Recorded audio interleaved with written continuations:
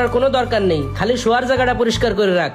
আর কোনো কিছু করার দরকার নেই, কয়দিন পরেই দেবো বাসা ছাইড়ে। বাড়িওয়ালাকে আমাকে দুঃখ বুঝিছে, বাড়িওয়ালার ঘর এত পরিষ্কার করে আমাকে লাভ আছে কোনো? এ সুলতান, কই রেডি হয়েছিস? তাড়াতাড়ি বেরোনো লাগবে। এই তো বেরোইছি, চল। দাঁড়া দাঁড়া, লাইটটা বন্ধ করে দিই। এ শোন এদিকে আয়। কি করতেছিস? আরে লাইট বন্ধ করতিস। আরে শোন এদিকে আয়। লাইট যেরাম আছে ওইরাম থাক, বন্ধ করা লাগবে না, চল।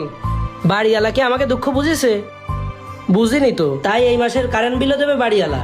ওই দেখ, আমার রুমেরও ফ্যান চালানো, লাইট জ্বালানো রয়েছে, ওই রান্নাঘরের লাইটও জ্বালানো রয়েছে, ওই পাশের লাইটও জ্বালায় দিছি। আর তুই তোর রুমেরটাও জ্বালায় রাখ, আমি ইচ্ছে করে সব জ্বালায় থুয়ে দিছি, চল। বাথরুমে যাই একটু শান্তির জন্য, আর বাথরুমে যদি অপরিষ্কার থাকে তাই কি ভালো লাগে? দাঁড়া, কি? বাথরুমটার কি অবস্থা? একটু পরিষ্কার পরিচ্ছন্ন করে রাখতে পারিস না? আরে পরিষ্কার পরিচ্ছন্ন করার কোনো দরকার নেই, এত পরিষ্কার করার দরকার হলেই পানি ছেড়ে রেখে দিবি, এমনি দেখবি পরিষ্কার হয়ে যাবে। বাড়িওয়ালাকে আমাকে দুঃখ বুঝিছে যে আমরা বাড়িওয়ালার বাথরুম পরিষ্কার করব। যা, 2 দিন পর দেবো বাসা ছাইড়ে, এখন এসে বাথরুম পরিষ্কার করতে। বাড়িওয়ালার বাথরুম বাড়িওয়ালা পরিষ্কার করে নেবে না। হ্যাঁ কাকা, কালকে পিক আপ যাচ্ছে সকালে, ঠিক আছে? ওদেরকে টাকা দিয়ে দিছি, ওরাই ধরাধরি করে মালামাল সব উঠাবে গাড়িতে। আপনি আবার ধরাধরি করে মাল উঠাইতে যাবেন না, মাজায় চাল লাগবে। না না, আমি ধরবো না। আপনি সকাল সকাল চলে আসেন। আচ্ছা ঠিক আছে বাবা। আচ্ছা ঠিক আছে। ভাই এই যে ঘরের চাবি।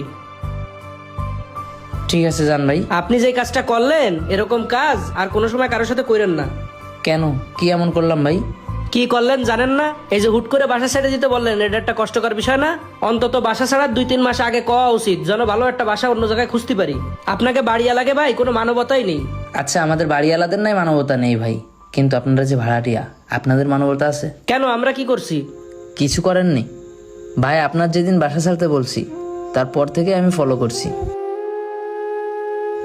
পানির ট্যাঙ্কি ফুল করে রাখলেও 2 ঘন্টা পরে পানি নাই।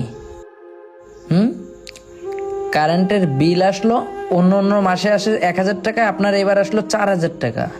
যখনই নিচ দিয়ে যাই দেখি আপনাদের বাসায় তালা মারা, আপনারা বাসায় থাকেন না, অথচ আপনাদের বাসার ভিতরে ফ্যান চলে, লাইট জ্বলে, পানিও ছাড়া থাকে।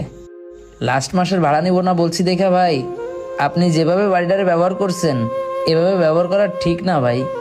মালামাল যখন নিয়ে যায় আপনার বাসা থেকে, তখন একবার গেছি ভাই, দেখি পানির ট্যাপ 2-3টা ভাঙা আছে। আর যে নোংরা অবস্থা বাসার, এমন রাখা ঠিক না, এমনটা কোনো বাসায় করেন না। একটা বাড়ি করতে খুব কষ্ট হয় ভাই, এটা আপনারা বুঝবেন না, কারণ আপনারা তো ভাড়াটিয়া। একটা ইটের পরে আর একটা ইট দিয়ে বাড়ি করতে যে কতটা ঘাম